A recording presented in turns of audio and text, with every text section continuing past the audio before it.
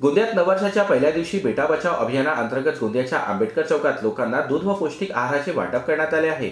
यावेळेस नशा हटाओ बेटा बचावचे नारे देण्यात आले, तर अनेक वेळा मावळत्या वर्षाला निरोप देताना 31च्या निमित्ताने दारू पार्टी करून अनेक लोक अपघाताला बळी जातात। त्यामुळे नशा हटाओ बेटा बचाव मोहीम अंतर्गत वर्षाच्या पहिल्या दिवशी दूध व पौष्टिक आहार वाटप करून आपल्या नवीन वर्षाला सुरुवात करावी असा संदेश यावेळी बेटा बचाव समितीने दिला आहे। गोंदिया जिले में दूध वाटप और पौष्टिक आहार वाटप का वितरण का प्रोग्राम जो हमने आज रखा गया है। हम ये चाहते हैं कि आने वाले भविष्य में युवा नशे से दूर रहें, पौष्टिक आहार लें, यही हमारी एक संकल्पना है।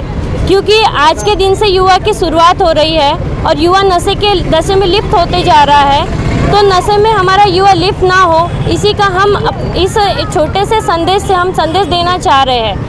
क्योंकि संपूर्ण भारत भर में नशे के चलते कितनी अपघात होते जा रही है हम देख रहे हैं। आज हमें बहुत दुख होता है इन सब चीज़ों को देखते हुए। पूरे भारत में कि नव वर्ष से आप नशे को छोड़े, शराब को छोड़े और पौष्टिक आहार और दूध का सेवन करें और अच्छे नव राष्ट्र का निर्माण करें।